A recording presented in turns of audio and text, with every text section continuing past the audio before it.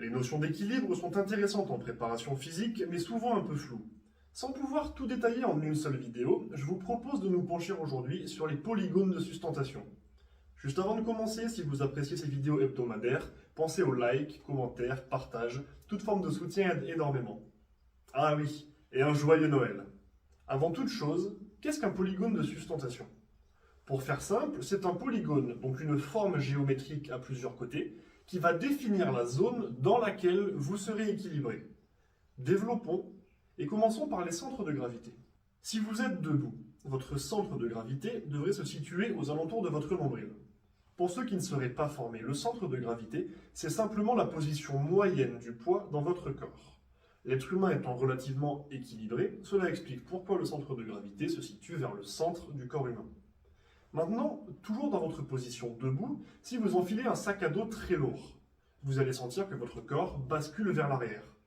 Comme du poids a été ajouté derrière vous, votre centre de gravité s'est décalé vers l'arrière.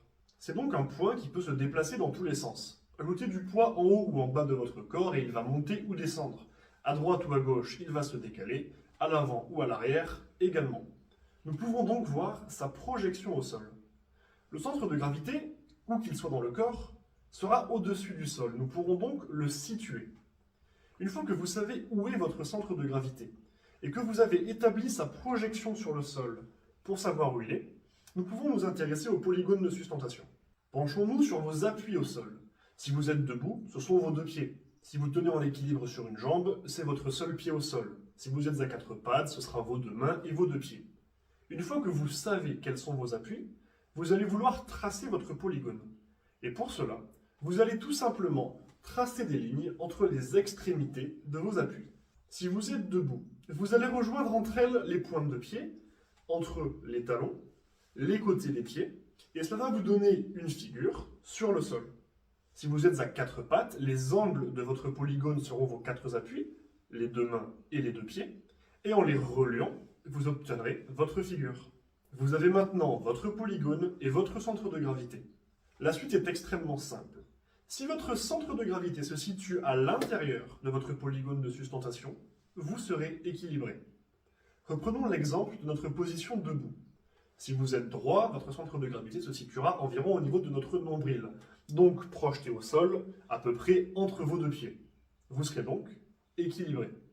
Mais si vous vous penchez vers l'avant, votre centre de gravité va également avancer.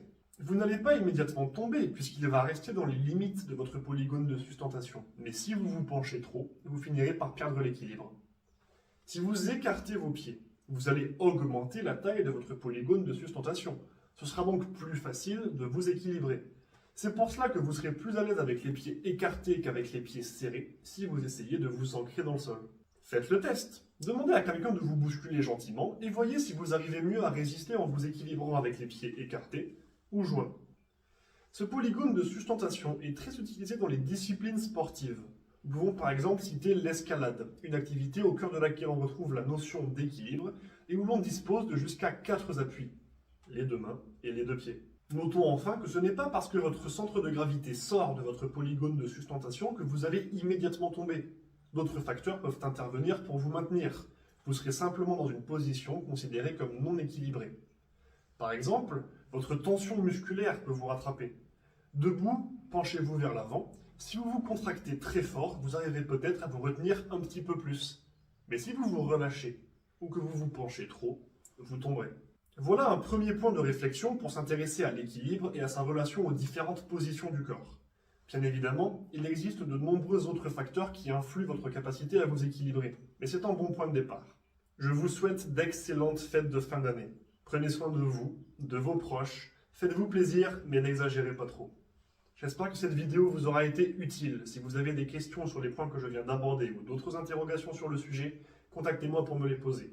Si vous avez des questions concernant votre diète ou votre entraînement, n'hésitez pas à me les soumettre. Si vous cherchez un coach ou un préparateur physique, mettez-vous en contact avec moi et nous échangerons afin de mettre en place un suivi adapté à vos objectifs. Et si vous voulez que j'aborde un sujet en particulier dans ce type de vidéo, faites-le moi savoir. Sur ce, joyeux Noël, bon entraînement et n'oubliez pas, rendez-vous fiers.